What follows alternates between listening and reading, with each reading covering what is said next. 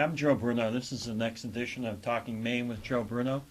I have a special guest today, Alan Caron, President and CEO of GrowSmart Maine. Alan's been very instrumental in the whole Brookings Report that we have been watching and hearing about in the news. And Alan, welcome. Good to have you on. My pleasure. Alan, why don't you tell us about GrowSmart Maine and how you got involved with the Brookings Report? Well, we started the group about 4 years ago. We're based in Yarmouth, and we were concerned about the way the state's growing or not growing, and changing or not changing. And a couple of years ago, I discovered a project Brookings had done in Pennsylvania about returning to prosperity in Pennsylvania. I liked some of the work, and I went down and persuaded them to come to Maine if we could raise the money and pay for them. And they only do one of these state reports every 5 years. So it's a big deal. We had to fight off, I think, 14 other states. And, they said, I think we can do something in Maine. And we persuaded them to come. How did GrowSmart get started? Well, I was the chairman of the planning board in Freeport. This is a job I don't recommend to anybody. And I like to say after 5 years, I found a small window in the basement that didn't have bars on it, and I made my escape. But I got to appreciate how things are changing and how difficult it is at a town level to deal with all of it. So I went around the state. I had a quite successful consulting business at the time. I did a lot of work with Bath Iron Works on their modernization and lots of other companies. But I made a mistake of offering to volunteer 2 days a week to start this group, statewide group. I thought we needed to have a conversation about where we're going, how are we going to get there. And the next thing I know, it was a 6.5-day job, and my business is a faint memory. So we've just launched, and now I think we've probably grown as fast as you want to grow a group. We've got 12 staff now, and wow, yeah, that's quick. Yeah. Okay, so the Brookings Report. Yeah. Okay, GrowSmart raised the money. You were able to find donors, from businesses and private individuals. Yeah. Brookings comes out with a report, and if I remember, you announced it back in like May of '06.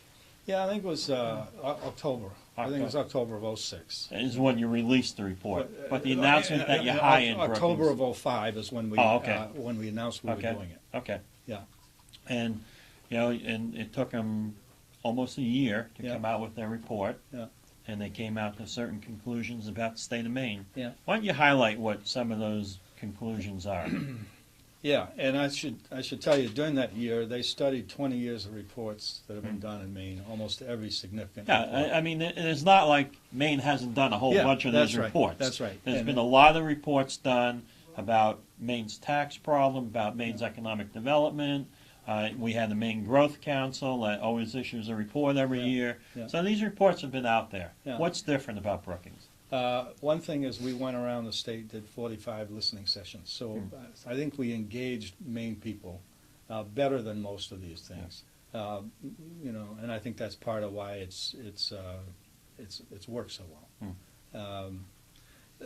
We tried to do something that, in some ways, that hadn't been done. One is look at a big enough picture so you could connect the dots between things. We're often talking about things in silos. Yeah. Like we'll talk about taxes here, and then we'll talk about investments there and the environment there, and what's the connection? Taxes. What's the connection? We try to make some connections there.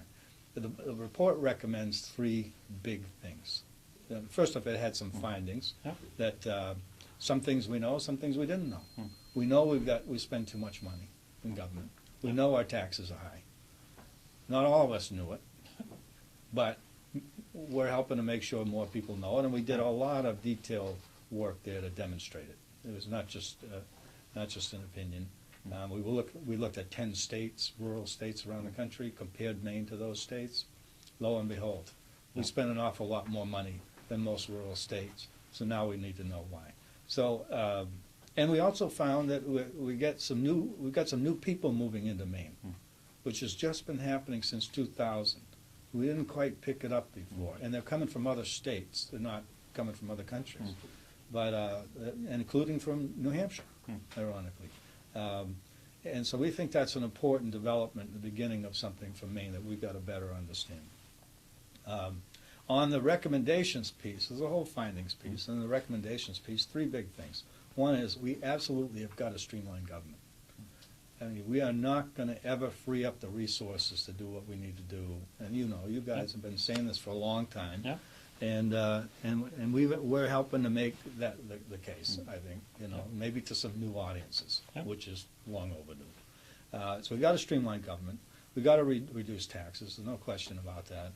We can debate over what study says what and who says whether, you know, and people saying we don't have a tax problem, and some say, well, we have a problem because incomes are too low. We got a tax problem. Yep. Simple enough. And we got to fix it. Now, we also said we got to make some investments. And we did, one of the things we did is looked at 30 years of economic development history in Maine. And we have this great tendency to try to do everything a little bit and spread it all across the landscape. We're very good at being incremental. Yeah, yeah. And we launch things with great fanfare. Yep. And then we forget them 2 or 3 years later. Right, there's no accountability. Yeah. We don't know what afterwards. works and what doesn't work. Right. So, you know, we had a lot of different people working on different reports. That one was called In Search of the Silver Buckshot. Right. And, Which I actually read today from good. Laurie LaChance. Good, Yep. from Laurie. She did some nice work there. And, you know, we had a lot of Maine economists and researchers working on this, try to get across the spectrum as much as we could. So, first thing, we got to streamline government. Second, we got to make some major investments. Our point is, if you look at the places that have really been successful, we looked at North Carolina, we looked at Ireland, we looked at some other things, that have really taken themselves from the bottom to the top. They all do it in different ways, but there's always a couple of things in common. One is they know who they are, they know what their niche is. I mean, let's not try to be Silicon Valley. Right. Let's not try to be 128 in Boston. Yep. Let's figure out who we are and how we're going to compete, and what's our niche, and what's our calling card. So the first thing, they know who they are. Second, they make these big investments. Pick a couple of things that we're going to do better than anybody else. There are things we have to do. Like everybody says, well, you got to have roads. You're right. You got to have telecommunications. You're right. Got to have a trained workforce. Absolutely. Everybody's got to have those things. Right.